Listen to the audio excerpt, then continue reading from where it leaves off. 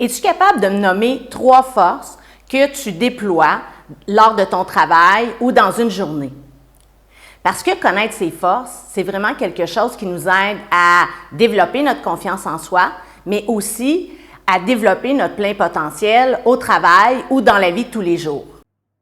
Selon Peterson et Seligman, une force, c'est un trait positif de la personnalité qui contribue aux dimensions du bien-être, dont celle du PERMA. Ces 2 chercheurs américains ont catégorisé 24 forces de caractère selon 6 familles qu'ils appellent des vertus. Donc, la première famille, c'est la connaissance et la sagesse. Vous pouvez penser à des forces comme la créativité, l'amour de l'apprentissage. Ensuite, vous avez les forces qui se regroupent autour du courage. Donc, on peut penser ici à l'honnêteté ou la persévérance. Il y a des forces qui vont se rassembler autour de l'humanité. Donc, on pense ici à la bienveillance, à l'intelligence sociale. Ensuite, les forces qui proviennent de la justice.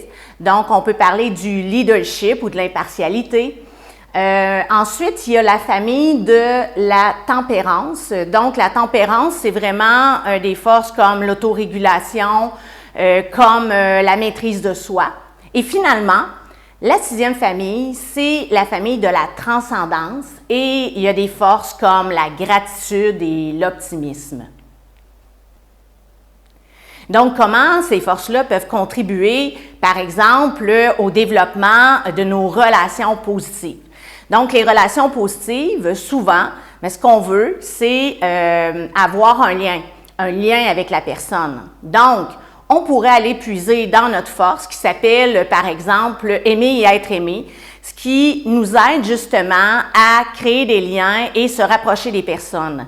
Donc, en sachant qu'on a cette force de caractère-là, bien, les relations positives vont être probablement beaucoup plus faciles à construire. Donc, connaître ses forces, c'est une belle chose, mais reconnaître les forces des autres, ça aide aussi à mieux vivre ensemble en collectivité et à apprécier les personnes autour de nous.